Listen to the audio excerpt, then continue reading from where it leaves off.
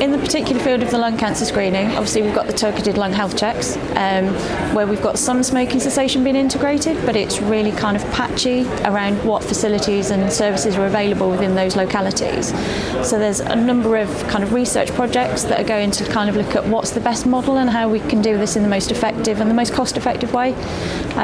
So I've run a study up in Leeds, the YES study, that we've talked about previously, which is looking at embedding a fully integrated stop smoking service with one-to-one behavioural face-to-face support, pharmacotherapy, so be that NRT or vaping supplies, for up to 12 weeks. And we also added images from the lung and heart scans that were collected during the LDCT scan to see whether that had an additional motivational impact.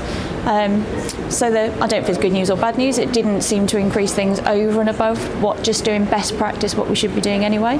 There does seem to be some effect in females, but that needs some further research. But I think the message we got from that study and some of the other studies, so there's QLIT, which was conducted within the Lung Health Check programme in London, and the CURE programme in Manchester, is that if you just deliver really high quality individual interventions, face-to-face discussions, plus the pharmacotherapies that I've talked about, actually you get really promising quit rates, and we're seeing quit rates around 25 to 30% at 3 and 12 months, which is, it's fantastic, and it's really promising that this is a long-term effect, not just a short-term influence of the lung scan.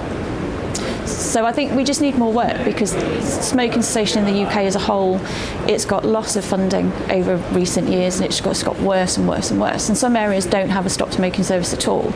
So whereas the Lung Health Check programme is recommending integrating with community services as far as possible, some localities where they just don't exist. And so I think we're at real risk of ending up in a postcode lottery, where rather than potentially increasing the benefit that we can get and decreasing health inequalities, we might actually make it worse.